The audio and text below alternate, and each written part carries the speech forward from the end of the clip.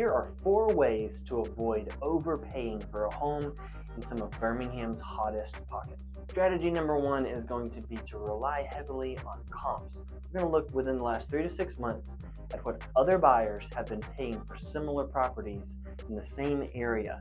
So we're going to look at what kind of values does the market support and make your offer based on that research. You do not just look at the list price and then make your offer based on the list price. We're going to research what the market supports, what have buyers been paying for a similar property, and use that to make your offer. Number 2, you've got to do the necessary due diligence on a property. You could overpay for a property easily if you skip a home inspection and you miss some serious deferred maintenance or high-priced issues that are going to need to be paid for to preserve the quality and value of the home. So if we've got structural issues, foundation issues, or one of the most common ones is we may have a $10,000 sewer line issue that if you don't discover that while you're under contract, you become responsible for that as the homeowner in the next couple of years whenever it really becomes an issue. If you discover it while you're under contract, you still have the chance to hold the seller responsible for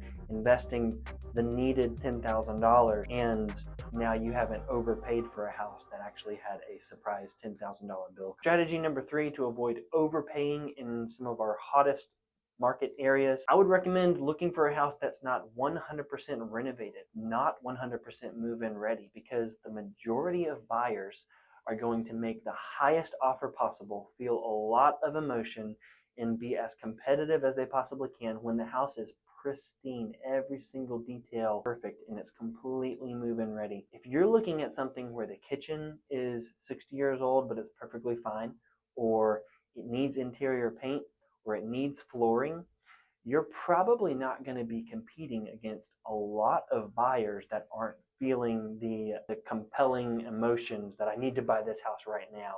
It takes a lot of thought. It takes a lot of strategy. And so I recommend giving more consideration to the properties that aren't completely move-in ready and aren't just completely aesthetically impressive, because you'll probably be competing against less buyers and you may have more leverage as a buyer to negotiate a better deal. Strategy number 4 is to find a good off-market deal. Either you or if you hire an agent, they should be working to find you an off-market deal. And if you can avoid, goodness, competing against everyone else who's looking for a house, if it's just you and the seller one-on-one having a conversation and trying to reach an agreement, well, that guarantees you won't be a part of a bidding war. So as long as you come to terms that you feel really peaceful about, that's a guaranteed strategy to avoid overpaying